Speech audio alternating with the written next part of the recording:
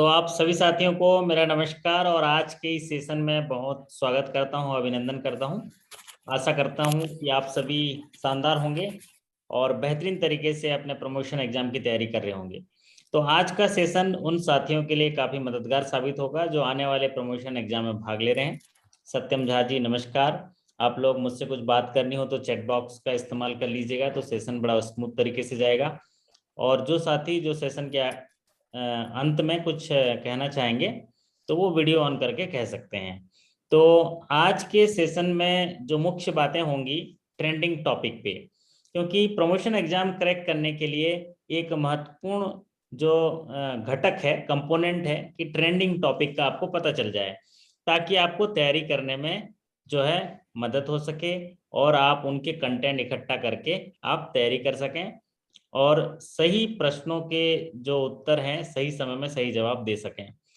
अब ये सेशन जो है एक तरह से इंट्रोडक्टरी सेशन होगा उन साथियों के लिए जो हमारे साथ जुड़े हुए हैं, जैसे उत्तर बिहार ग्रामीण बैंक, कैनरा बैंक और union bank of India, bank of Baroda, Punjab national bank, state bank of India.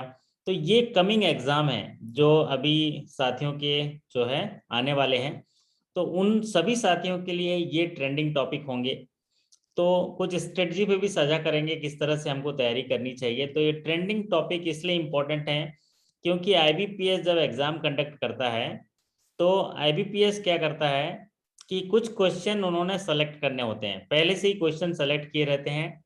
कुछ ट्रेंडिंग टॉपिक जो करंट सिनारियो को देखते हुए बैंक के मैनेजमेंट और उनकी जो पैनल होते हैं, उनके जो फैकल्टी पैनल्स होते हैं, उनके आधार पर क्वेश्चन तैयार करते हैं और डिजिटल बॉक्स में डाल देते हैं। फिर वो सवाल जो हैं, वो क्वेश्चन जो हैं सभी बैंकों में वो रिपीट होते हैं और वो क्वेश्चन आते हैं। अब क्या होता है, अगर आप रिकॉल क्वेश्चंस को देख लेते हैं, जो भी बैंकों के पिछले रिकॉल क्वेश्चन है, तो आपको एक ओवरव्यू पता चल जाता है कि हमको किस तरह से तैयारी करनी है। तो अभी कुछ 20 महत्वपूर्ण पहलुओं पे चर्चा करेंगे जिस पर ट्रेंडिंग टॉपिक का पता चलेगा। फिर धीरे धीरे बातों बातों में हम लोग स्ट्रेटजी पे भी तैयार करेंगे। तो अभी जो आने वाले प्रमोशन एग्जाम को देखा जाए तो हमें कैसे तैयारी करनी चाहिए, क्या क्या चीज़ें रखनी चाहिए। तो एक तो है ये कि जब भी प्रमोशन एग्जाम आता है तो 3 गलतियां होती हैं हमारे साथियों से। पहली गलती ये होती है कि जब नोटिफिकेशन आएगा तो पढ़ेंगे, तो ये बहुत बड़ी गलती है। क्योंकि अब जब बैंक में है तो आप सोचिए कि कम से कम एक क्वार्टर लीजिए, 3 महीना लीजिए कम से कम पढ़ने के लिए। वैसे तो अगर आपके अंदर आदत पड़ गई और अगर हमारे साथ जुड़े हुए हैं तो 365 दिन पढ़ेंगे सरल तरीके से, इतना मैं दावा करता हूँ। लेकिन अगर एग्जामिनेशन पॉइंट ऑफ व्यू से देखें तो हमको 3 महीना चाहिए एक टॉप क्लास रिजल्ट लाने के लिए, और कई साथियों ने करके भी दिखाया है, टॉप 10 में लाके दिखाया है, टॉप भी करके दिखाए हैं। तो ये जो हमको तरीका होता है पढ़ने का कि एक गलती जो करते हैं कि आज नोटिफिकेशन निकला आज से तैयारी करेंगे, ये बिल्कुल ही गलत है। तैयारी शुरू करनी चाहिए जैसे भी आपकी एलिजिबिलिटी आती है, 3 महीना पहले तैयारी शुरू कीजिए। दूसरा जो गलती होता है कि पुरानी किताबों से पढ़ना, पुराने सर्कुलर से पढ़ना, पुरानी किताबों से पढ़ना, ये दूसरी गलती है। क्योंकि बैंकिंग इंडस्ट्री में इतने जो आमूलचूल परिवर्तन हो जाते हैं, इतना वेरिएशन आ जाता है, अपडेट आ जाते हैं कि अगर 1 साल पहले की किताब आप पढ़ रहे हैं तो आपको लगेगा कि मैं सब सही करके आया हूँ, लेकिन सारे गलत हो जाएंगे। आपको तो लगेगा कि सर मैं सही करके आया हूँ, लेकिन वो सारे गलत करके आ गए। और तीसरा जो है वो, तीसरी जो गलती करते हैं वो क्या है कि आप अपने हिसाब से डिसाइड करते हैं कि पढ़ना क्या है और कोई भी चीज पढ़ लेते हैं। आपको कंटेंट जो है, किस तरह से कंटेंट पढ़ने हैं, क्या चीज करने हैं, ये जो है डिसाइड करना होता है, जिसको बोलते हैं कंटेंट। तो ये 3 चीजें जो मिस्टेक हो जाती हैं जिसकी वजह से हम थोड़े से नंबर कम आते हैं और फिर हम लोग भयभीत हो जाते हैं। तो आज का ये जो टॉपिक है, आज का ये जो सेशन है आपको मदद करेगा कि किन किन टॉपिक पे हमको पूरी तरह से पढ़ा जाए। तो सबसे पहले जो अभी ये जो पिछले साल से लेके अभी जो इस फाइनेंशियल ईयर में जो सवाल पूछे जा रहे हैं उस पर निचोड़ है। आप इस सेशन को ध्यान से देखिएगा, नोट करना चाहे नोट कर लीजिएगा। इस पर कोई भी डिस्क्रिप्टिव डिस्कशन नहीं होगा, टॉपिक ही डिस्कस करेंगे और उसके मटेरियल भी मैं प्रोवाइड करूंगा। चिंता की कोई बात नहीं, सारी तमाम चीज जखीरा आपके पास ऑलरेडी है, क्योंकि आप जो हम लोगों से जुड़े हुए हैं। तो इस आशा के साथ, विश्वास के साथ कि आपको सफलता मिलेगी, और मैं उसके लिए जरूर जितना मेहनत करना हो, उतने मेहनत की आवश्यकता हो उतना मेहनत मैं करने के लिए तैयार हूँ। आप देखिए, बिल्कुल हमें थकावट नहीं होती है। दिन भर घूमने के बाद भी अगर आपके लिए सेशंस हैं तो रात में भी पढ़ाने के लिए हम उसी तरोताजा से पढ़ा देते हैं। बस जरूरत है आपको भी एक ध्येय लेके, एक कंसंट्रेशन के साथ पढ़ने की जरूरत है। तो पहला जो अभी देखा गया है इम्पोर्टेंट टॉपिक प्रमोशन एग्जाम में, वो है अभी एचआर पॉलिसी। तो आप इसको हेड वाइज अगर नोट करना है तो नोट कर लीजिए, अगर नहीं भी करेंगे तो आपको ये पीडीएफ तो मिल ही जाएगा। तो अभी एग्जाम्स में देखे जा रहे हैं कि एचआर पॉलिसी से जुड़े हुए 3 सवाल या 4 सवाल एचआर पॉलिसी से जुड़े हुए आ रहे हैं। तो आप सोचिए, एचआर पॉलिसी, हम लोग बैंक में काम करते हैं, एक एचआर के एक एलिमेंट हैं, लेकिन सभी साथी सहमत होंगे कि हम लोग एचआर पॉलिसी को जो है बहुत कम पढ़ पाते हैं, है ना रितेश जी, सत्यम जी, है ना, या हमारे इराना कोनाली जी, आप भी सहमत होंगे मेरी बातों से कि एचआर पॉलिसी एक ऐसा हिस्सा होता है कि जिसको हम पढ़ नहीं पाते हैं। तो ये पॉलिसी से जुड़े हुए काफी सवाल अभी आ रहे हैं, क्योंकि कहीं ना कहीं उनके पास फीडबैक जाता है। तो एचआर पॉलिसी में क्या जो महत्वपूर्ण 5 चीजें आ रही हैं उनको मैं आपको सामने बता रहा हूँ। एचआर पॉलिसी में अभी जो इंपॉर्टेंट जो क्वेश्चंस आ रहे हैं वो सबेटिकल लीव्स से जुड़े हुए आ रहे हैं। सबेटिकल लीव्स, जो सबेटिकल लीव्स होते हैं ना, भरण पोषण बच्चे के लिए, उसके लिए आता है। दूसरा, जो आपके ट्रांसफर होता है, मतलब टेम्पररी ट्रांसफर से जुड़े हुए सवाल आ रहे हैं कि एक स्टाफ का टेम्पररी ट्रांसफर। अभी सत्यम झा जी बोलते हैं कि मेरे को मम्मी पापा की देखभाल करनी है, मुझे अयोध्या के पास कोई ब्रांच दे दीजिए। तो ये एक टेम्पररी ट्रांसफर जो है आपके कॉम्पिटेंट अथॉरिटी कितने महीने के लिए कर सकते हैं, ये सवाल ऐसे आ रहे हैं। तीसरा जो बहुमूल्य सवाल आ रहा है कि एक ऑफिसर कैडर का अगर रिटायर होता है तो उसको कितने रुपए का मोमेंटो दिया जाता है। तो ये सवाल आ रहे हैं, मतलब एक स्टाफ जो है 30 साल, 35 साल, 36 साल की नौकरी करता है बैंक में, अपना खून पसीना एक करके, सैटरडे संडे अपना फेस्टिवल दिवाली विवाली छोड़ के सारी चीजें मेहनत करता है, तो रिटायर होने के बाद उसको क्या गिफ्ट दिया जाता है, कितने रुपए का मोमेंटो दिया जाता है, ये सवाल पूछा जाता है। अगला ये सवाल पूछा जाता है कि जो स्टाफ रिलेटेड जो फाइनेंस की सुविधा है, स्टाफ हाउसिंग लोन हो गया, स्टाफ कन्वीनियंस लोन हो गया, ओडी लोन हो गया, इससे जुड़े हुए सवाल पूछे जाते हैं। तो एचआर पॉलिसी से जुड़े हुए ये सवाल पूछे जाते हैं। फिर अभी जो है आप देखिए कि जब एक कोविड आया उससे जुड़े हुए हेल्थ इशू पे अगर आप आईसीयू में एडमिट हो जाते हैं तो एक पर बेड आपको कितने रुपए का जो रियम्बर्समेंट है वो पूछा जा रहा है। तो ये 5 चीजें जो मैंने अभी डिस्कस किया है एचआर पॉलिसी से जुड़े पूछे जा रहे हैं। आप जो भी बैंक के साथी हमारे यहाँ जुड़े हुए हैं आने वाले प्रमोशन एग्जाम में, मैं एचआर पॉलिसी पे जरूर सेशन लूंगा। आप लोग धैर्य बना के रखिएगा। जिन जिन बैंकों के एग्जाम्स होने वाले होंगे, एक सेशन में एचआर पॉलिसी का लूंगा जिसमें ये सारी चीजें आपको स्पष्ट रूप से मिल जाएगा। चलिए, तो ये एक महत्वपूर्ण टॉपिक है एचआर पॉलिसी, इसको तो बिल्कुल आप पढ़ लीजिए जिन टॉपिक पे मैंने चर्चा किया है एचआर पॉलिसी पे मुख्यतः। चलिए, अगला जो ट्रेंडिंग टॉपिक है जिस पर सवाल आ रहे हैं वो है ऑडिट एंड इंस्पेक्शन पॉलिसी। पहले बहुत सारे सवाल इस पर नहीं आते थे, लेकिन पिछले अगर 19-20 और 20-21 का फाइनेंशियल ईयर देख लें तो ऑडिट एंड इंस्पेक्शन पॉलिसी से कम 3 सवाल आने लगे हैं। कम से कम 3 सवाल आने लगे हैं। ऑडिट एंड इंस्पेक्शन पॉलिसी एक ऐसा टूल है बैंकों के मॉनिटरिंग का, जो बैंक के ट्रांसपेरेंसी और बैंक के पॉलिसी कंप्लायंस को दिखाता है। इसीलिए ऑडिट एंड इंस्पेक्शन जो है बैंक के दृष्टिकोण से काफी महत्वपूर्ण है। तो इससे जुड़े हुए 4 जो टाइप के सवाल हैं वो मैं आपको बता दे रहा हूँ। पहला टाइप ऑफ सवाल है जो पूछा जाता है ज्यादातर, रिस्क कैटेगराइजेशन। रिस्क कैटेगराइजेशन, एक ब्रांच हाई रिस्क में है तो कितना है, लो रिस्क में है तो कितना पॉइंट पाया है।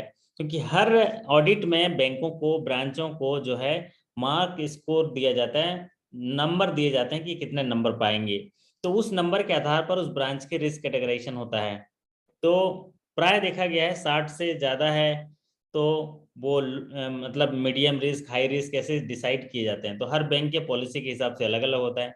तो रिस्क कैटेगराइजेशन एक इम्पोर्टेंट पहलू है। दूसरा पहलू है फ्रीक्वेंसी ऑफ ऑडिट। आपके ब्रांच की सबसे ज्यादा पॉपुलर क्वेश्चन पूछा गया उसमें कि अगर एक हाई रिस्क की ब्रांच है तो कितने महीनों में फिर से ऑडिट होगी, अगर मीडियम रिस्क की ब्रांच है तो कितने महीने में फिर से ऑडिट होगी। तो ये फ्रीक्वेंसी ऑफ ऑडिट, तो पहला बात है रिस्क कैटेगराइजेशन, दूसरा है फ्रीक्वेंसी ऑफ ऑडिट, तीसरा है closure of audit. Closure of audit, closure कब होता है ऑडिट का, कितने दिन में होगा। एक तो होता है रेक्टिफिकेशन सर्टिफिकेट और एक होता है क्लोजर सर्टिफिकेट। तो क्लोजर कितने दिन में होगा, तो ज्यादातर बैंकों में 90 डेज के अंदर क्लोजर होना ही चाहिए रिपोर्ट के डेट से। तो आप अलग अलग बैंक की पॉलिसी के हिसाब से होता है। और अगला जो महत्वपूर्ण होता है वो होता है आपका कॉन्करेंट ऑडिट से जुड़ा हुआ, या ऑडिटर किस स्केल का होना चाहिए। तो कॉन्करेंट ऑडिट की एज कितनी होगी, रिटायर्ड ऑफिसर को जो है हमारे कॉन्करेंट ऑडिटर नियुक्त करते हैं तो उनका कितने जो आपका होना चाहिए, एज कितना होना चाहिए, उनकी नियुक्ति कितने साल होती है। तो ये ऑडिट एंड इंस्पेक्शन में ये सवाल पूछा जाता है। कई बैंकों में ये सवाल पूछा जाता है रीजनल मैनेजर जो है वो एक साल में एक ब्रांच की विजिट कितने बार करते हैं। तो कोई साथी कमेंट करके बता दीजिए रीजनल मैनेजर को पॉलिसी के हिसाब से जो इंस्पेक्शन पॉलिसी है उसमें कितने बार विजिट करनी है। तो ये लगभग 2 बार विजिट करनी होती है एक साल में। तो कई पॉलिसीज में 6 माह में 2 बार करनी होती है, लेकिन मैक्सिमम जगह एक साल में 2 बार विजिट करनी होती है, मतलब 6 मंथली विजिट होती है। एक होता है सरप्राइज विजिट करनी होती है, क्वार्टरली सरप्राइज विजिट करनी होती है, जिसमें ब्रांच के ऑपरेशन से जुड़े हुए सारी चीजों को चेक किया जाता है। तो ये ऑडिट एंड इंस्पेक्शन से जुड़े हुए इतने इंपॉर्टेंट चीजें हैं। अभी हम सिर्फ चर्चा कर रहे हैं, सिर्फ टॉपिक आपको बता रहे हैं, डिटेल तो आपको सारी चीजें मिल ही जाएंगी। अगला जो ट्रेंडिंग टॉपिक है जिस पर सवाल आने ही आने हैं वो है क्रेडिट पॉलिसी। देखिए बैंकों की एक बहुत ही मजबूत आधार स्तंभ है क्रेडिट।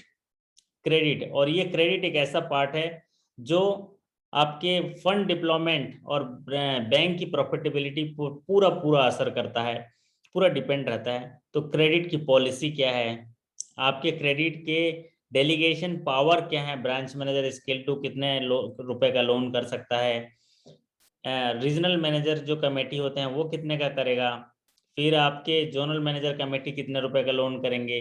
तो ये जो क्रेडिट पॉलिसी है जिसमें डेलीगेशन पावर होते हैं, ये साथ ही साथ कुछ डेविएशन होते हैं। जैसे पिछले फाइनेंशियल ईयर में एक सवाल बार बार आता था कि रीजनल मैनेजर को हाउसिंग लोन में रेट ऑफ इंटरेस्ट में कितना परसेंट का डेविएशन का पावर है।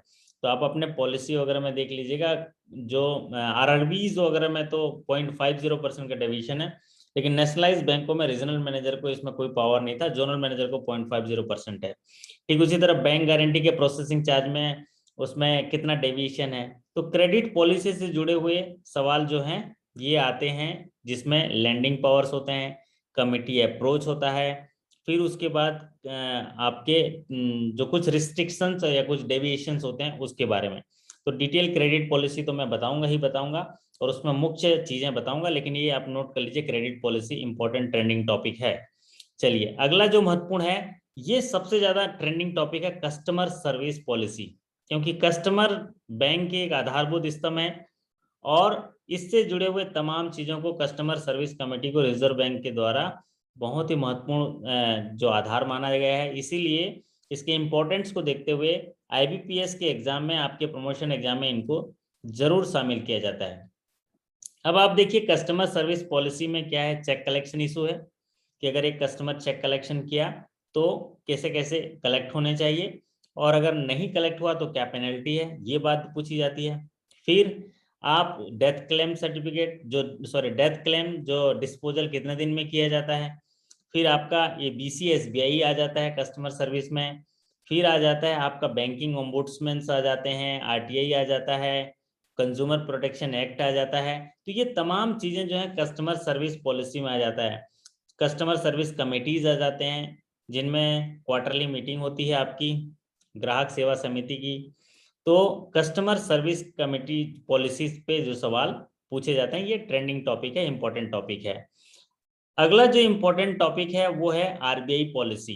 तो ये काफी महत्वपूर्ण है और एग्जाम में ये जो अभी हम टॉपिक चर्चा कर रहे हैं इनसे जुड़े हुए सवाल आपके एग्जाम में, आने वाले एग्जाम में अवश्य आएंगे। एकदम जबरदस्त तरीके से आएंगे, शानदार तरीके से आएंगे।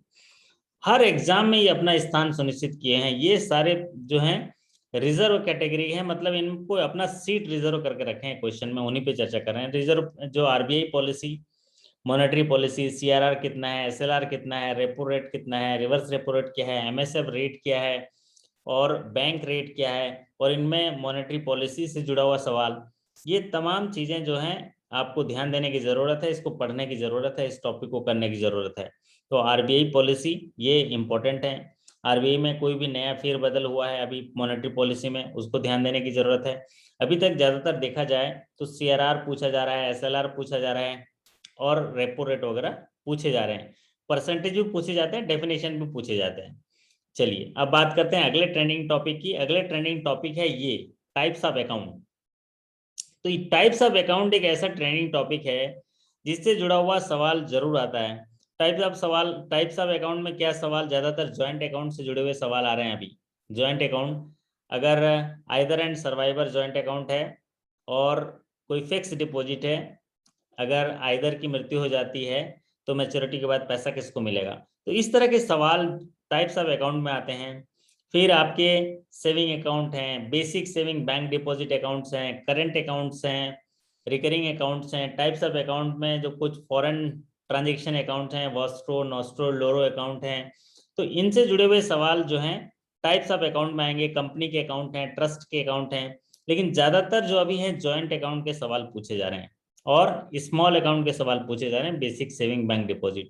तो ये एक टॉपिक है टाइप्स ऑफ अकाउंट, जिसको हमको पढ़ने की जरूरत है। अगला जो ट्रेंडिंग टॉपिक है वो है सोशल सिक्योरिटी स्कीम। ऐसा कोई भी एग्जामिनेशन प्रमोशन का नहीं रहा जहां पर सोशल सिक्योरिटी स्कीम के सवाल नहीं आए हों। हालांकि आप बिल्कुल इसके बारे में पूरी जानकारी आपको है, लेकिन फिर भी आपको इस क्वेश्चन को सही से पढ़ के सही उत्तर देना है। इसमें भी कई साथी जो हैं गलत कराते हैं। तो सोशल सिक्योरिटी स्कीम जितने भी गवर्नमेंट के हैं, प्रधानमंत्री जीवन ज्योति बीमा योजना, प्रधानमंत्री सुरक्षा बीमा योजना, अटल पेंशन योजना, और सोशल सिक्योरिटी की जितनी योजनाएं हैं उनको पढ़ के जाने की जरूरत है। और साथ ही साथ इसमें जो है सवाल बहुत आसान होते हैं। कभी प्रीमियम पूछ देता है, कभी मैक्सिमम इंश्योरेंस कवरेज पूछ देता है, कभी जो है आपका वो पीरियड पूछ देता है, कवरेज कितना पीरियड का है, और कभी कभी एज क्राइटेरिया पूछ देता है। तो ये तमाम चीजें पूछते हैं, और ये सभी साथियों को पता है। तो इसमें गलती नहीं होना है, इसमें गलती हो गया तो आपको माइनस मार्किंग जैसा लगेगा। चलिए अगला ट्रेंडिंग टॉपिक है वो है एनपीए एंड प्रोविजंस पे। एनपीए एंड प्रोविजंस ये ट्रेंडिंग टॉपिक है। इसमें ज्यादातर कुछ सवाल जो है रिपीट हो रहे हैं, जैसे सरफेसी से जुड़ा हुआ सवाल रिपीट होता है, कि सरफेसी से जुड़ा हुआ एक दो सवाल आ रहे हैं कि मिनिमम सरफेसी चलाना है तो आउटस्टैंडिंग कितना होना चाहिए, सरफेसी चलाना है तो कितने रुपए आउटस्टैंडिंग बचा होना चाहिए, फिर सरफेसी किसमें नहीं चलाया जा सकता है, और एक आता है 100% प्रोविजन कौन से अकाउंट में होता है अगर डाउटफुल एसेट्स है तो ये रिपीट सवाल जो है लगातार आ रहे हैं। तो एनपीए एंड प्रोविजन एक आपका ट्रेंडिंग टॉपिक है, इसको अच्छे से समझने की भी जरूरत है। एज ए बैंकर होने के नाते आपको इसका कॉन्सेप्ट भी क्लियर होना चाहिए। नॉन परफॉर्मिंग एसेट, जिसको income recognition and asset classification के तहत आप समझ सकते हैं। और इसमें इसको जानने से क्या होता है, आप बैंकिंग के जब दृष्टिकोण से आप इसको जान पाते हैं, समझ पाते हैं, तो आपके लिए जो है ये बहुत अच्छा होता है। तो साथ ही बोल रहे हैं वॉइस प्रॉब्लम हो रही है, तो जरा कमेंट करके बताइए सत्यम जी कि आवाज मेरी पहुंच रही है आप तक। तो मुझे तो लग रहा है कि यहाँ तो ठीक है, नेटवर्क वगैरह कोई गड़बड़ तो नहीं है। तो ये ट्रेंडिंग टॉपिक है। वॉइस क्लियर है? Yes, thank you. तो डाउटफुल जो है हमारे, देखिए एराना कोनाली जी ने कर दिया कि वॉइस ओके है, बहुत बढ़िया। तो एनपीए एंड प्रोविजन पे एकदम क्लियर है। जो अगर मेरा वीडियो भी आप देख लिए होंगे तो उससे सारी चीजें जो है आप क्लियर हो जाएंगी, और सारी चीजें मैं जो है आगे डिटेल में बताऊंगा अभी कहाँ कहाँ से पढ़ना है। तो ये है doubtful and loss and NPA provision. तो ज्यादातर सवाल जो है लॉस और डाउटफुल से पूछा रहा है कि 100% प्रोविजन होगा अगर 3 साल से ज्यादा अगर डाउटफुल एसेट में चला गया तो। चलिए, और कई बार सिंपल सा सवाल पूछ रहे हैं, लॉस एसेट में जो है कितना प्रोविजन होता है, 100% प्रोविजन होता है। और सरफेसी से जुड़े हुए सवाल पूछ रहे हैं। अभी विलफुल डिफॉल्टर से जुड़ा हुआ सवाल पूछ रहे हैं कि कितने रुपए का विलफुल डिफॉल्टर होता है। चलिए अब बात करते हैं अगले ट्रेंडिंग टॉपिक की। ये ट्रेंडिंग टॉपिक जो है आपके इंटरनल में सवाल पूछे जाते हैं। अभी क्या हो रहा है, आईबीपीएस ने एक तरीका बदला।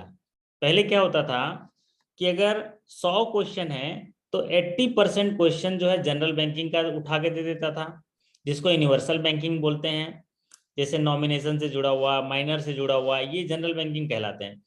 तो 80% सवाल जनरल बैंकिंग से आते थे, 20% सवाल जो है इंटरनल बैंकिंग से आते थे। तो हमारे साथी क्या करते थे कि इंटरनल बैंकिंग को छोड़ देते थे, जनरल बैंकिंग पढ़ लेते थे और टॉप करके आ जाते थे। लेकिन अभी आईबीपीएस ने पूरा पूरा चेंज कर दिया। अभी तो 60-40 का रेशियो हो गया। 60% इंटरनल से आएगा, आपके इंटरनल सर्कुलर से आएगा, और 40% जनरल बैंकिंग से आएगा। और वो 40% जनरल बैंकिंग सभी को आता है। वो जो 60% इंटरनल बैंकिंग है, जिसमें आपके इंटरनल सर्कुलर जुड़े सवाल आएंगे, वो आपको डिसाइड करते हैं सफलता मिलती है कि नहीं मिलती है। तो उसमें से जुड़ा हुआ ये हिस्सा है, वो है रिटेल स्कीम। रिटेल स्कीम में भी देखिए एग्रीकल्चर से जुड़ा हुआ सवाल पूछते हैं, और रिटेल के जितने स्कीम हैं आपके। और एक लोन ऐसा है, अगर आपके बैंक का कोई गोल्ड लोन स्कीम है तो उसको तो बहुत अच्छे से रट के चले जाइएगा, क्योंकि उससे जुड़े हुए सवाल हर एग्जाम में आ रहे हैं। गोल्ड लोन अगर स्कीम है, मैक्सिमम गोल्ड लोन कितना मिलेगा, गोल्ड लोन देंगे तो उसका कैरेट कितना होना चाहिए, उसका रीपेमेंट कितने दिन होना चाहिए, पावर किसको है, ये सवाल पूछे जा रहे हैं। तो रिटेल जितने भी स्कीम्स हैं और पॉपुलर स्कीम है, जैसे हाउसिंग लोन हो गया, एजुकेशन लोन हो गया, व्हीकल लोन हो गया, तो इनकी क्या चीजें आपको पढ़नी है, तो मैं आपको बता देता हूं। आप चाहे तो नोट कर सकते हैं, कुछ साथी नोट भी कर रहे हैं। तो 5 चीजें आप अगर हर लोन स्कीम का एक रफ पेपर पर अपना डायरी में आप नोट कर लिए 5 चीजें, तो आपकी रिटेल की सारी स्कीम जो है तैयार हो जाती हैं। तो पहली चीज है एलिजिबिलिटी, दूसरी चीज है quantum of finance, quantum of finance, तीसरी चीज है मार्जिन, मार्जिन कितना है, चौथी चीज है रीपेमेंट पीरियड विद मोरेटोरियम, और पांचवी चीज है सिक्योरिटी। तो हर लोन का सिर्फ सिर्फ इतना जो 5 चीज बताया हूं मैं, इतना नोट कर लेंगे तो आपका रिटेल का सारा। मान लीजिए आप गोल्ड लोन उठा के रख दीजिए, तो गोल्ड लोन में एलिजिबिलिटी क्या होना चाहिए, सोना होना चाहिए, कितने कैरेट का होना चाहिए, 24 कैरेट का, 22 कैरेट का, आप तो पॉलिसी देख लीजिए। फिर उसके बाद quantum of finance, maximum finance कितना कर सकते हैं, क्वांटम ऑफ फाइनेंस हो गया। फिर उसके बाद मार्जिन, मार्जिन कितना है, ठीक है। भले ही रिजर्व बैंक ने उसमें 90% कर दिया हो, लेकिन आपके यहाँ कितना परसेंट है, 30% मार्जिन है, कितना परसेंट मार्जिन है ना। तो फिर उसके बाद आता है रीपेमेंट पीरियड विथ मोरेटोरियम, तो रीपेमेंट पीरियड विथ मोरेटोरियम। और अगला आता है सिक्योरिटी, कितना परसेंट सिक्योरिटी होना चाहिए। तो हर लोन का आप ये 5 चीजें अगर बना लिए तो आपका रिटेल का सारा चीज तैयार हो जाएगा। उसको बीच बीच में देख लीजिए। और हमारे पास इतना जबरदस्त शक्ति है, हमारे दोनों आंख कैमरा की भांति हैं।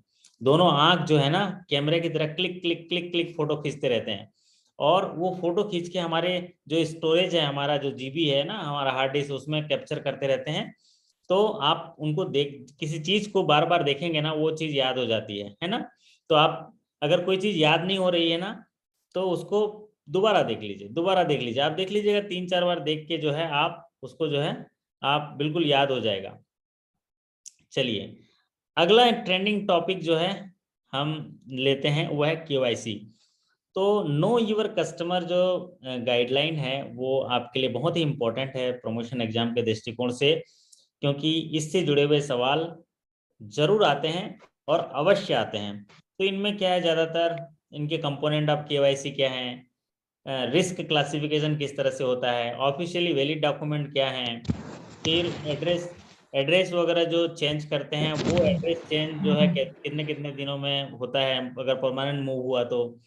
फिर आता है आपका मॉनिटरिंग ऑफ ट्रांजेक्शन, कि उसकी रिपोर्टिंग कैसे होती है, अगर कैश ट्रांजेक्शन रिपोर्ट है तो कैसे होगा, अगर आपका सस्पिशियस ट्रांजेक्शन रिपोर्ट है तो क्या होगा, काउंटरफिट करेंसी नोट है तो कैसा होगा, काउंटरफिट करेंसी नोट के गाइडलाइन क्या है, सॉइल नोट के गाइडलाइन क्या है, फिर ये कैश ऑपरेशन से जुड़े हुए भी हैं, म्यूटिलेटेड नोट की किस तरह से एजुकेशन होता है। तो ये तमाम चीजें केवाईसी में है। Preservation of record, preservation of record किस तरह से होते हैं, कैसे कैसे रिकॉर्ड्स का प्रिजर्व रखना है। तो ये तमाम चीजें केवाईसी में, केवाईसी तो बहुत ही महत्वपूर्ण है। इससे जुड़े हुए अगर मैं जितनी सारे अभी टॉपिक पे बात किया, तो उसमें केवाईसी से 2 या 3 सवाल आ जाते हैं। जो बीसीएस जो basic saving bank deposit account है, उसके बारे में भी सवाल पूछता है। ऑफिशियली वैलिड डॉक्यूमेंट के बारे में सवाल पूछता है। तो ये केवाईसी एक इंपॉर्टेंट टॉपिक हो गया। चलिए अगला जो ट्रेनिंग टॉपिक है वो है काफी महत्वपूर्ण, ये तो इसके लिए ताली बनता है, priority sector lending. Priority sector ऐसे नाम में प्रियोरिटी है, तो बैंक के लिए भी प्रियोरिटी होगा, देश के लिए भी प्रियोरिटी होगा और एग्जाम के लिए भी प्रियोरिटी होगा। तो प्रियोरिटी सेक्टर लैंडिंग एक ऐसा टॉपिक है जो आपका फेवरेट होना चाहिए। एज ए बैंकर हमको प्रियोरिटी सेक्टर के चप्पे चप्पे के बारे में जानकारी होनी चाहिए कि प्रियोरिटी सेक्टर लैंडिंग की गाइडलाइन क्या है, कौन कौन से सेक्टर को प्रियोरिटी माना जाता है, एग्रीकल्चर में कौन कौन से भाग होते हैं जिनमें क्या क्या टारगेट दिए गए हैं, एमएसएमई के डेफिनेशंस क्या हैं, एमएसएमई क्या होता है, एमएसएमई का क्राइटेरिया क्या होता है, कौन कौन से एमएसएमई में अगर इन्वेस्टमेंट और टर्नओवर हो तो वो प्रियोरिटी सेक्टर का हिस्सा होंगे। साथ ही साथ एक्सपोर्ट क्रेडिट में क्या अभी फेरबदल हुए हैं, एक्सपोर्ट क्रेडिट में मैक्सिमम फाइनेंस कितने किए जा सकें कि वो प्रियोरिटी सेक्टर के अंदर आएंगे, प्रियोरिटी सेक्टर के टारगेट क्या हैं, प्रियोरिटी सेक्टर के टारगेट में क्या बदलाव किए गए हैं, और एजुकेशन लोन में क्या बदलाव किए गए हैं, हाउसिंग लोन में क्या बदलाव किए गए हैं, सोशल सिक्योरिटी, सोशल इंफ्रास्ट्रक्चर जिसमें हॉस्पिटलाइजेशन, सैनिटेशन, ये सारी चीज़ें जो हैं आपका प्रियोरिटी सेक्टर का हिस्सा होते हैं और इनमें कितना एक्सपोजर किया जाए कि प्रियोरिटी सेक्टर का हिस्सा कहलाएंगे। रिन्यूएबल एनर्जी में बड़े बदलाव किए गए हैं और अदर प्रियोरिटी सेक्टर। तो ये प्रियोरिटी सेक्टर तो एक कंप्लीट पैकेज है, कंप्लीट पैकेज है। हर बैंकर साथी को, चाहे वो किसी में सब स्टाफ हो, क्लर्क हो, ऑफिसर हो, मैनेजर हो, चीफ मैनेजर हो, किसी को भी हो, इसको तो मुंह जबानी याद होने चाहिए प्रियोरिटी सेक्टर, क्योंकि एक महत्वपूर्ण चीज है। अगर बैंक में हम लोग काम कर रहे हैं तो हमको प्रियोरिटी सेक्टर के टारगेट अचीव करने होते हैं। जब प्रियोरिटी सेक्टर पता ही नहीं होगा तो उस पर काम कैसे कर पाएंगे।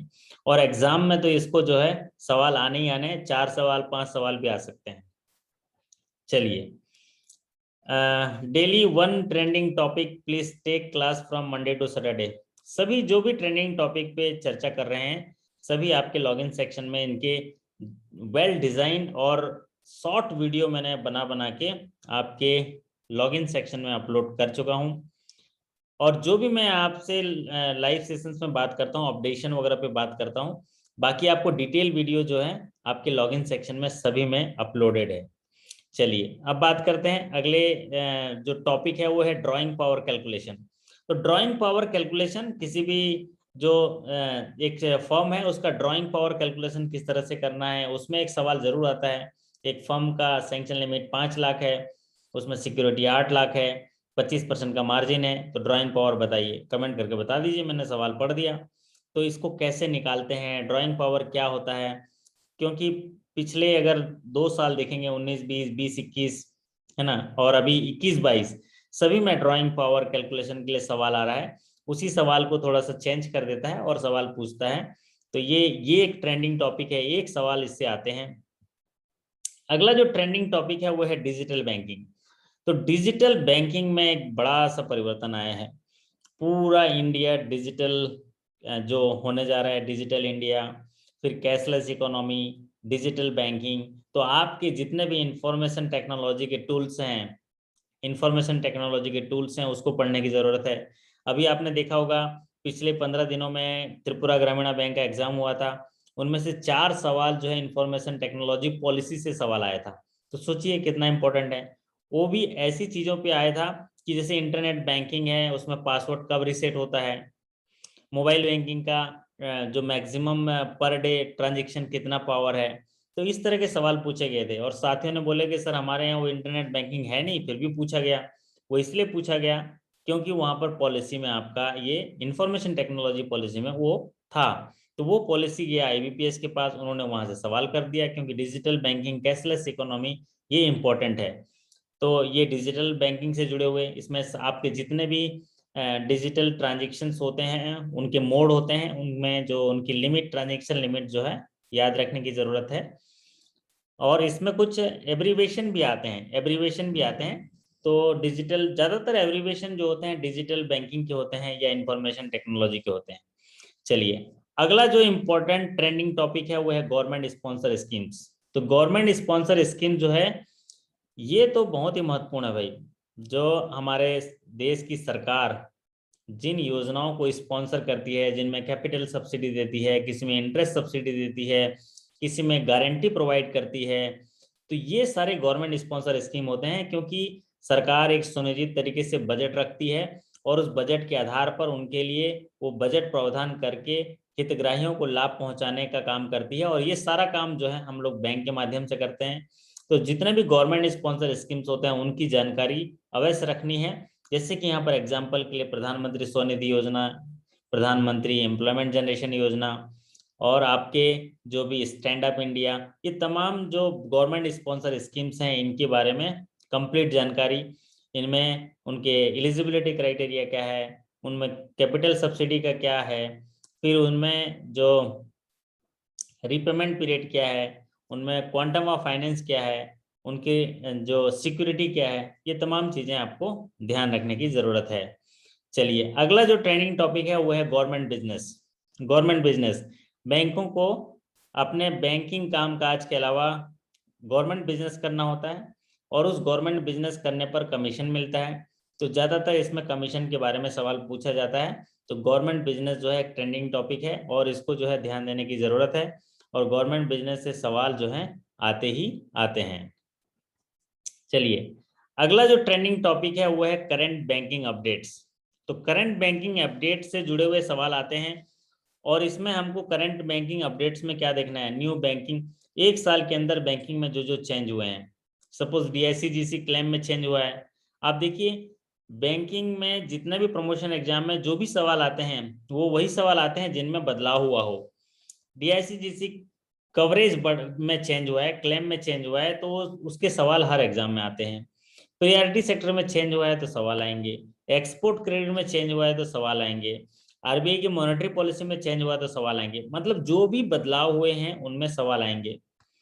अब इस बार आपके एग्जाम में सवाल आएगा कि वेयर हाउस को जो एग्रीकल्चर के फॉर्म एग्रीकल्चर में लोन देते हैं, तो फॉर्म एग्रीकल्चर में, तो वहां पर उसका मैक्सिमम कितना देंगे कि वो प्रायोरिटी सेक्टर का हिस्सा होगा, with in repayable with in 1 year, 12 month में रिपेबल। तो आप कमेंट करके बताइए कितना वेयर हाउस जो अपना स्टोर रखने के लिए, अगर कोई जो फार्मर है अपने फसल की पैदावार करता है, तुरंत बेचना नहीं चाहता है और उसको स्टोर करना चाहता है लेकिन उसको पैसा तुरंत मिल जाए, तो ऐसे को बोलते हैं स्टोर प्रोड्यूस के अगेंस्ट जो है वेयर हाउस रिसीट के अगेंस्ट लोन देते हैं। तो कितना रुपए लोन दे, तो वो जो है वो प्रायोरिटी सेक्टर का हिस्सा होगा। अभी रिवाइज किया हुआ है, पहले 50 लाख था, अभी 75 लाख किया हुआ है, तो ये सवाल जो है आ जाएगा 75 लैक्स। तो ये करंट चेंजेस हैं, इनको ध्यान देने की जरूरत है। वैसे मैं सारे करंट चेंजेस को जो है PDF में बना के रखा हूँ, अगर उसको गो थ्रू कर लेंगे तो सारे सवाल उसी के आ जाते हैं। फिर नए जो पॉलिसी में चेंज हुए हैं, कोई टाई अप चेंज हुआ है, कोई मर्जर है, कोई डिजिटल बैंकिंग, कोई नया कैंपेन है, ये अपडेट जो हैं, अगर आप 8 महीने की अपडेट देख लेते हैं करंट बैंकिंग के, तो आपके सारे कवर हो जाएंगे और वो उसकी जिम्मेदारी मेरी है, मैं आपको प्रोवाइड कराऊंगा। चलिए, अब बात करते हैं अगले जो ट्रेंडिंग टॉपिक, वो है पेनल्टी। तो अभी देखा गया है कि जो भी पेनल्टी से जुड़े हुए इश्यूज हैं उनमें सवाल पूछे जा रहे हैं, चाहे वो बैंकिंग ओम्बुड्समैन से जुड़ा हो, कंज्यूमर फोरम से जुड़ा हुआ हो, कंज्यूमर प्रोटेक्शन एक्ट से जुड़ा हो, RTI से जुड़ा हो, या आपके जो चेक कलेक्शन में डिले होता है तो कितना पेनल्टी होगा। तो ये जो टैक्स समय पर अगर हम लोग रिटर्न नहीं डालते हैं तो कितना पेनल्टी होगा। तो पेनल्टी से जुड़े हुए, फिर दूसरा क्या है, अगर हम RBI की गाइडलाइन को नहीं मानते हैं तो क्या पेनल्टी होगा, हमारा RBI का इंस्पेक्शन होता है, CCTV काम नहीं कर रहा है तो क्या पेनल्टी होगा, हम नोट नहीं बदल रहे हैं तो क्या पेनल्टी होगा। तो ठीक उसी तरह पेनल्टी वाला पार्ट जो है काफी ट्रेंडिंग टॉपिक है, तो एक सेशन में पूरे पेनल्टीज पे ले लूंगा। तो पेनल्टी जो है एक ट्रेंडिंग टॉपिक है। अगला है जो ट्रेंडिंग टॉपिक है वो है बैंक का बिजनेस फिगर। ये बड़ा ट्रेंडिंग टॉपिक है कि आपके बैंक का बिजनेस फिगर क्या है। तो 10 पैरामीटर पे आप तैयारी कर लीजिए कि आपके बैंक का टोटल बिजनेस कितना है, आपके बैंक का टोटल डिपॉजिट कितना है, बैंक का टोटल एडवांसेस कितने हैं। और ये सारे जो हैं 31 मार्च 2021 की पोजीशन पे आपको याद रखने हैं, और अगले जो 22 के क्लोजिंग तक आपको एक ही फिगर आएगा प्रमोशन एग्जाम में, वो है 31 मार्च 2021 का। टोटल बिजनेस कितना है, टोटल डिपॉजिट कितना है, टोटल एडवांसेस कितने हैं, कासा रेशियो कितना है, नेट एनपीए कितना है, प्रोविजन कवरेज रेशियो कितना है, फिर आपके एम्प्लॉयज पर एम्प्लॉय बिजनेस कितना है, पर एम्प्लॉय प्रॉफिट कितना है, नेट प्रॉफिट कितना है, कैपिटल कितना है। तो ये जो है कुछ महत्वपूर्ण पैरामीटर हैं जिनमें सवाल पूछे जाते हैं। अभी एक सवाल नया ऐड हो रहा है, उसमें ग्रोथ परसेंटेज पूछने लग गया है।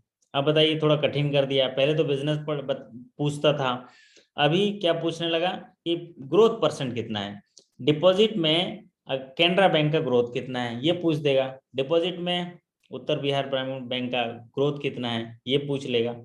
तो वो ग्रोथ भी देखना पड़ रहा है अभी। पहले ये नहीं पूछता था पिछले फाइनेंशियल ईयर में, लेकिन इस बार पूछ रहा है ग्रोथ परसेंटेज, तो ये भी देखने की जरूरत है। ये ट्रेंडिंग टॉपिक है। चलिए, अगला ट्रेंडिंग टॉपिक है वो है banker customer relationship. Banker customer relationship एक ऐसा ट्रेंडिंग टॉपिक है जहां हर एग्जाम में इससे जुड़े हुए सवाल आते हैं कि ये रिश्ता क्या कहलाता है। हम जैसा सेवा देंगे वैसा रिश्ता बन जाएगा। तो हम हर जगह अपना रोल बदलते रहते हैं। अगर हम डिपॉजिट सर्विसेज दे रहे हैं तो हमारा रिश्ता अलग हो जाता है, लोन दे रहे हैं तो अलग हो जाता है, चेक कलेक्शन है तो अलग हो जाता है, अगर हम लॉकर दे रहे हैं तो अलग हो जाएगा, अगर सेफ कस्टडी अलग हो जाएगा, हाइपोथिकेशन है तो अलग हो जाएगा। तो इस तरह के जो आपके सेवा देंगे उसी आधार पर आपका रिलेशनशिप बन जाता है। तो ये ट्रेंडिंग टॉपिक हैं। आज हमने 20 ट्रेंडिंग टॉपिक पे चर्चा की है जो आपके लिए इम्पोर्टेंट है, जिन पर पढ़ने की ज़रूरत है, जिन पर आपको डिटेल वीडियो देखने की ज़रूरत है, डिटेल लेक्चर अटेंड करने की ज़रूरत है और उनमें मॉक टेस्ट करने की ज़रूरत है। ये 20 ट्रेंडिंग टॉपिक हैं जिनसे सवाल आते हैं, और अगर एक एक ट्रेंडिंग टॉपिक से आप दो दो सवाल भी एवरेज ले लें तो इन जो 20 ट्रेंडिंग टॉपिक पे हम चर्चा किए हैं इसमें 40 से 50 सवाल आने की पूरी संभावनाएं रहती हैं। तो अब इनको आपको पढ़ना किस तरह से है, देखिए हमारे पास दो है, एक तो वेबसाइट है, एक मोबाइल ऐप है। तो ज़्यादातर हमारे साथी, अभी मैं सभी से रिक्वेस्ट करूंगा कि दोनों में रजिस्ट्रेशन कर लें। एनआई एक्ट से जुड़ा हुआ ज़्यादा सवाल बिल्कुल नहीं आता है, चेक से जुड़े हुए 4-5 सवाल आते हैं। चेक से जुड़े हुए कि ये जनरल क्रॉसिंग क्या होता है, फिर उसके बाद इंडोर्समेंट क्या है, फिर इंश्योर्ड चेक्स क्या है, फिर मटेरियल अल्ट्रेशन क्या है। तो ये सवाल पूछे जाते हैं। तो यहाँ पर देखिए मटेरियल क्या क्या उपलब्ध है। आप अगर वेबसाइट पे जाएंगे तो more than 400 video lectures available हैं। और वीडियो लेक्चर में आप देखिएगा कि जो रिकॉर्डेड वीडियो होंगे वो थोड़े शॉर्ट होते हैं। मतलब अगर मैंने उसको रिकॉर्ड किया हुआ है, बनाया हुआ है, तो वो कम होंगे समय पर। लेकिन जो लाइव वीडियो होते हैं वो नेचुरली थोड़ा लंबा हो जाता है। लाइव वीडियो में बातें करते हैं हम आपसे, नॉर्मल धीरे धीरे चलता रहता है, कटिंग रहता नहीं है। कहीं गलत हो गया तो उसको काट सकते नहीं, फिर उसको रिपीट कर सकते हैं। तो लंबे वीडियो भी हैं और शॉर्ट वीडियो भी हैं, टॉपिक वाइज भी हैं, सब्जेक्ट वाइज भी हैं और आपके स्केल वाइज भी हैं। तो मोर देन 400 वीडियो लेक्चर हैं। आपने क्या करनी है, अपने समय निकालना है, अपना डिसिप्लिन है, अपना टाइम टेबल बनाना है, अपने जीवन के लिए, अपने करियर के लिए, अपने बच्चों के लिए, अपने परिवार के लिए, जो आप अच्छा जीवन उनको देना चाहते हैं उसके लिए समय निकाल के उनको पढ़ना है। कहीं डाउट है तो मैं बैठा हूँ, मुझसे सवाल पूछिए। गूगल सर्च मत करिए, दूसरे साथी से मत पूछिए, सत्यम झा जी से मत पूछिए, क्योंकि वो उनका वो विद्वान है, वो अलग सलाह देंगे, है ना। तो अगर मेरे से जुड़े हैं तो मुझसे सवाल पूछिए। तो मोर देन 400 वीडियो लेक्चर हैं, लाइव सेशंस हैं, पीडीएफ नोट्स हैं और मॉक टेस्ट हैं जो 10,000 सवालों का है। 10,000 सवालों का है मॉक टेस्ट। अब ये जो 10,000 मॉक टेस्ट हैं ये लगभग 400 मॉक टेस्ट हैं। राकेश कुमार चौधरी जी बोल रहे हैं सर प्रोवाइड वेबसाइट यूआरएल। तो राकेश जी गूगल पे चले जाइए, बैंकिंग ज्ञान केंद्र जोर से चिल्लाइए तो फिर आवाज आएगी, मैं दिख जाऊंगा आपको, है ना राकेश जी। आप आवाज लगाइए, हम मुंबई पहुंच जाएंगे, है ना, पार्टी तो बनती है ना। वैसे मुंबई में एकदम, मुंबई जाने से एकदम सुर्खियों में आ जाते हैं, देखो आप, है ना, बहुत सारे जो टीवी खोलते ही मुंबई का न्यूज आ जाता है, महाराष्ट्र। तो हमारे राकेश चौधरी जी बिल्कुल आवाज लगाएंगे, हम पहुंच जाएंगे। तो यहाँ पर मॉक टेस्ट 10,000 का, ये बड़ा मॉक टेस्ट करना बहुत ही आपके लिए फायदेमंद होता है प्रमोशन एग्जाम को, क्योंकि प्रमोशन एग्जाम में जो आपका स्टडी करने के बाद उस क्वेश्चन के उत्तर को डिसाइड करना आप उसके अभ्यास से ही कर पाएंगे। आपको नहीं तो लगेगा कि सारे आंसर सही होते हैं, लेकिन उसमें जो मोस्ट अप्रोप्रिएट आंसर होते हैं वो जो है उसको आपको ढूंढना होता है। फिर रिकॉल क्वेश्चन, तो रिकॉल क्वेश्चन आपको वेबसाइट में खूब सारे रिकॉल क्वेश्चन है। अब आप कई साथी बोलते हैं कि सर उसके सारे क्वेश्चन नहीं है, तो मैं कहाँ से लाऊं सारे क्वेश्चन, बताइए, आप ही बताइए। आप लोग जो सवाल देते हैं रिकॉल, उन्हीं को मैं अपलोड करता हूँ। कई बार सारे सवाल आ जाते हैं, कई बार कम सवाल आते हैं, तो जितने सवाल आते हैं वो अपलोड हो जाते हैं। ठीक है, तो ये मटेरियल वेबसाइट पर है, आप उन पर लॉगिन करिए। अगर कोई लॉगिन में दिक्कत हो रही है तो आप संपर्क कर लीजिएगा और पढ़ते रहिएगा। और एक है हमारा मोबाइल ऐप, तो मोबाइल ऐप काफ़ी लोगों को पसंद आ रहा है, क्योंकि मोबाइल ऐप थोड़ा हैंडी होता है। मोबाइल ऐप में अभी 204 वीडियो लेक्चर हैं, 122 पीडीएफ नोट्स हैं, 158 मॉक टेस्ट हैं, लगभग 4500 क्वेश्चंस का इसमें टाइमर लगे हुए हैं। तो ये अभ्यास करने के लिए है। तो अगर दोनों में कहीं दिक्कत हो रही है कनेक्शन वगैरह में, तो थोड़ा सा मुझे फ़ोन कर लीजिएगा, मैं उनमें आपको कनेक्ट करवा दूंगा। अब कई साथी बोलते हैं सर आपसे बात करने का समय कौन सा है, तो सुबह अगर आप मुझसे बात करना चाह रहे हैं तो आप सुबह जो है मुझसे बात करना चाहेंगे तो 9 बजे के बाद, मॉर्निंग में 9 बजे के बाद, क्योंकि देखिए मेरे हाथ में खेल का बैडमिंटन है, रैकेट है, तो सुबह हम शानदार तरीके से खेलते हैं, क्योंकि स्वस्थ शरीर सबसे बड़ी संपत्ति है। तो खेलना जरूरी है, न जीतना जरूरी है न हारना जरूरी है, जीवन एक खेल है मेरे दोस्त, खेलना जरूरी है। तो सुबह मैं खेलता हूँ और लगभग 8:30 बजे तक खेलते हैं हम, 6:30 से 8:30। तो 9 बजे के बाद आप मुझे फ़ोन करेंगे तो मैं आपसे बात कर पाऊँगा। और 9 बजे से लेके 10 बजे तक, फिर उसके बाद बैंक के चले जाते हैं। फिर आप अगर एकदम अर्जेंट हो तो ऑफिस टाइम में कॉल कर लीजिए या व्हाट्सअप कर लीजिए, तो मैं रिप्लाई कर दूंगा। और उसके बाद इवनिंग में 7 बजे से लेके 10 बजे तक मुझे कॉल कर सकते हैं, क्योंकि फिर 10 बजे इसलिए क्योंकि 10 बजे फिर सेशन होता है। ठीक है, तो badminton is my favourite game, बहुत बढ़िया। आप अच्छा, बहुत अच्छा गेम है, क्योंकि यहाँ पर माइंड गेम है। खेलना बहुत जरूरी है, मैंने बताया ना, न जीतना जरूरी है न हारना जरूरी है, जीवन एक खेल है, खेलना जरूरी है। और न सब यहाँ पर जो हम जीवन में जब खेलते हैं कोई भी चीज़ ना, तो हमको बहुत सारे शार्पनेस होता है, हमारे अंदर विकास होता है और शरीर स्वस्थ रहता है, आप हैप्पी महसूस होते हैं, आपका मेडिटेशन हो जाता है और आप फिर नई ऊर्जा के साथ लग जाते हैं। तो रोज लगे रहिए। और अभी ये सेशन मैं ओपन करता हूँ, 5 मिनट आपके साथ हूँ। कोई साथी सवाल पूछना चाहता है तो स्वागत है। और ये टॉपिक जो मैंने दिया है इस पर सारे सेशन अवेलेबल हैं, इंटरनल का छोड़ के। बैंक वाइज इंटरनल में आपके लिए अलग अलग सेशंस लाऊंगा। और अभी चूंकि बहुत सारे बैंकों के एग्ज़ाम जो हैं लगातार हैं, तो इसीलिए मैं कोशिश करूंगा कि हर दिन जो है आपके साथ कुछ ना कुछ लेके आऊं। तो गैप नहीं करेंगे। अगर किसी दिन बहुत ही लेट हो गया आने में, बैंक में से आने में, तो उस दिन शायद आपसे जुड़ नहीं पाऊंगा। अदरवाइज तो मैं डेली जरा आधा घंटा आपसे जुड़ने की कोशिश करूंगा, क्योंकि दिसंबर में अभी एग्ज़ाम है और फिर उसके बाद जनवरी में एग्ज़ाम है। तो ये दिसंबर, जनवरी और फरवरी, ये सारे बैंकों के एग्ज़ाम हो जाने हैं, क्योंकि मार्च में फिर क्लोजिंग होने हैं।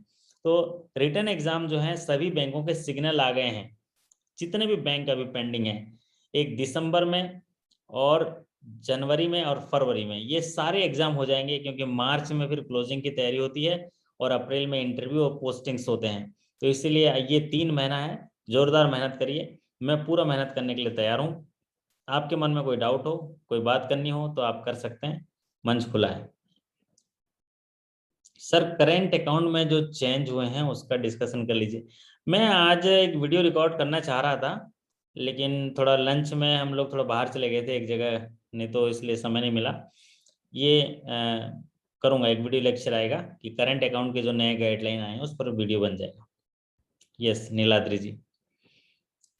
और करंट अवेयरनेस, हाँ करंट अवेयरनेस पे काम चल रहा है बापी मजूमदार जी, वो थोड़ा अपडेट करा दूंगा, है ना। यस, जनवरी में उत्तर बिहार ग्रामीण बैंक का एग्जाम होगा रितेश जी, बहुत बढ़िया, खूब तैयारी करिए, उसकी तैयारी चल रही है, लगातार सेशन होंगे। और उत्तर बिहार ग्रामीण बैंक के लिए शायद ऑफ जो फिजिकल क्लासेस की भी तैयारी चल रही है। अब जगह कहाँ होगा ये पता नहीं, जैसे ही होगा आपको पता चलेगा। कैनरा बैंक का 5 दिसंबर को है। मैं मेहनत कर रहा हूँ, आप भी थोड़ा मेहनत करिए।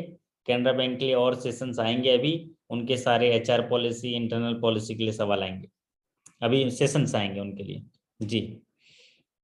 तो आपकी इजाजत हो तो आप सेशन यहाँ समाप्त करें। शैलेश जी हैं, थोड़ा मुस्कुराइए, ऐसे घूर घूर के नहीं, अच्छा नहीं, घूरना ठीक नहीं है, थोड़ा मुस्कुराइए। अच्छा लग रहा है कि नहीं? ऑन करिए, ऑडियो ऑन करिए। हाँ जी, शैलेश जी आवाज आ रही है? जी सर। शैलेश जी जी कुमार सर। जी, बिहार से है ना? जी क्या बात है, छठ पूजा की तैयारी, आप तो नेट वेट में आ गए लग रहा, मच्छरदानी वगैरह में आ गए जी हैं। हाँ सर। ऐसा तो बचपन बचपन का प्यार याद आ गया है, पहले पढ़ते थे ना ऐसे बचपन में। हम्म जी तो कैसा लग रहा है, मजा आ रहा है कि नहीं पढ़ने में? जी हाँ सर, अच्छा लग रहा है। एकदम पहले तो छठ पर्व जो है जोरदार मना लीजिए, है ना? छठ जी पूजा मना जी, छठ लीजिए में थोड़ा और बिजी है। भगवान से प्रार्थना कर लीजिए, क्योंकि देने वाला वही है। भगवान से, जी सूर्य भगवान से प्रार्थना कर लीजिए कि वो इतनी शक्ति दे कि जो भी बाधाएं आपकी सफलता में आ रही हैं उनको आप पार कर लें, है ना? और फिर जी शक्ति सर। मिलेगा, फिर हम लोग सब चीज देने वाला करने वाला सब ऊपर है, हम लोग कुछ नहीं है भैया।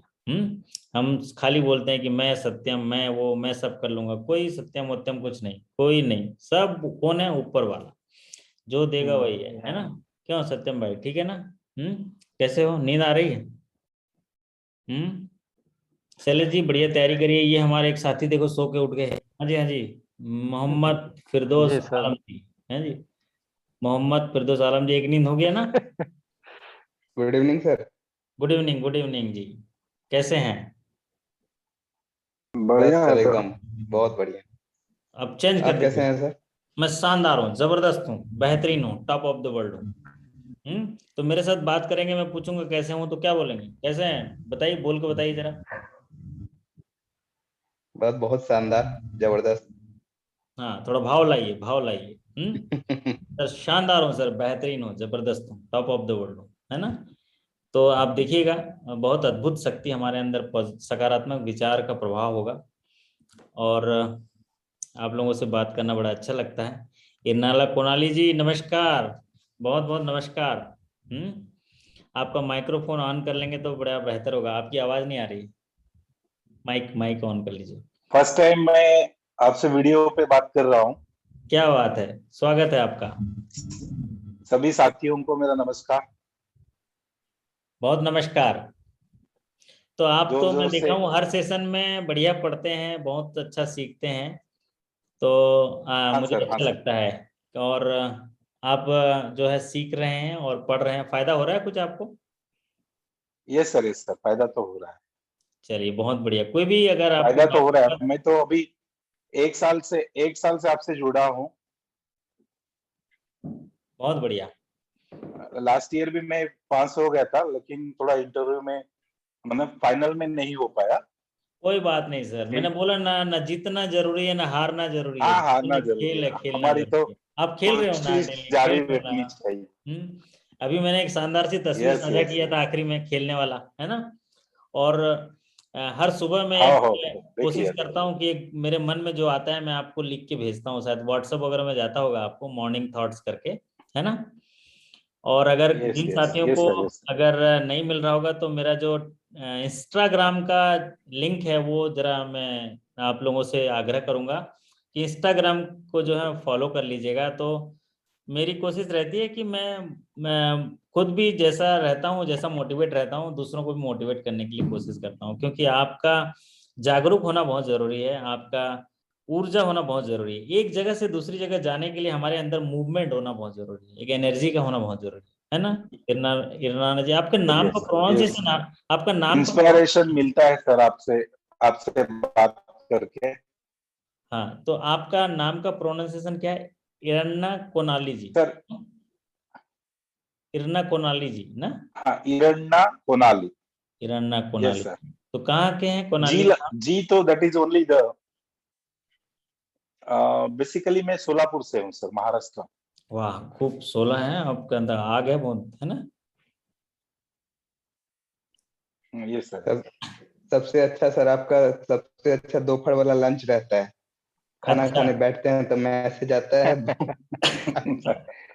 हाँ, ये बात तो मेरे है। मेरे टिफिन में सिर्फ रोटी सब्जी रहता है और आपका मैसेज में बहुत सारा चीज रहता है।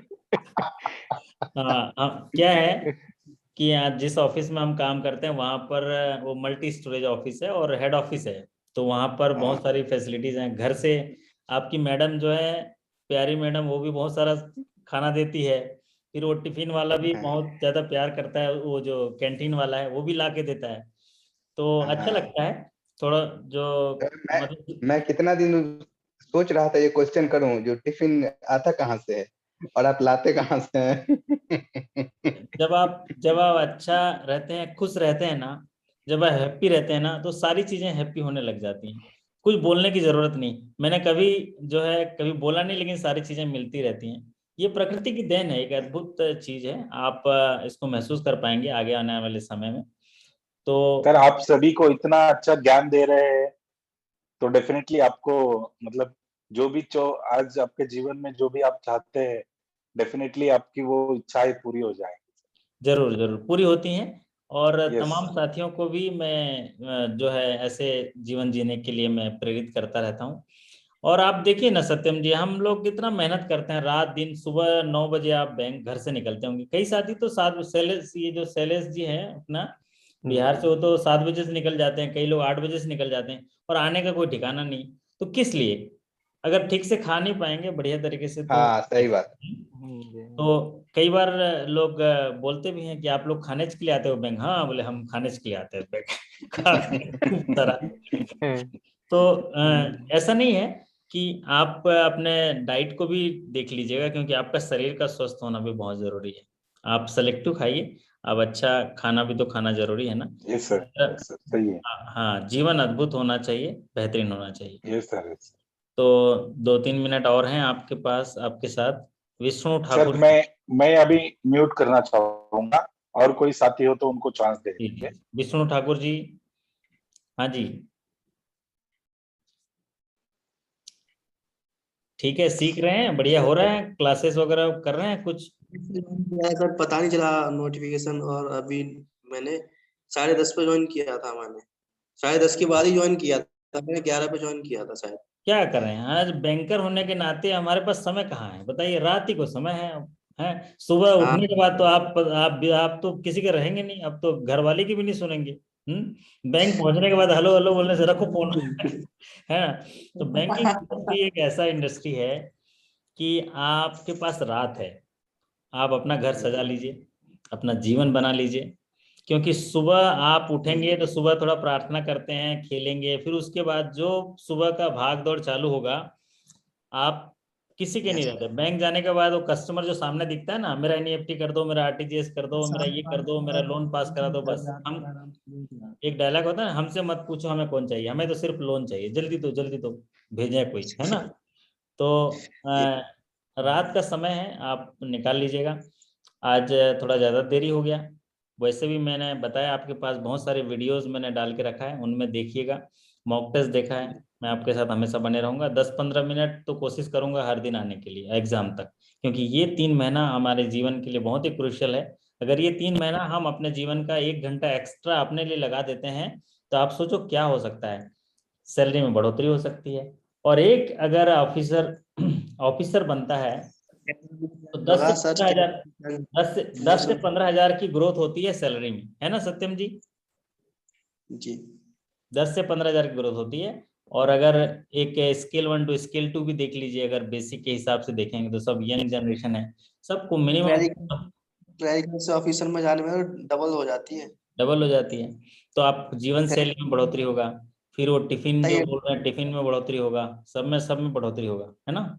अपने ऊपर खर्च करिए। एक आध सेशन में इन्वेस्टमेंट पे भी बात करूंगा, और बहुत सारी और भी चीजें हैं जिन पर हम लोग चर्चा करेंगे, अभी प्रमोशन के बाद धीरे धीरे करते रहेंगे।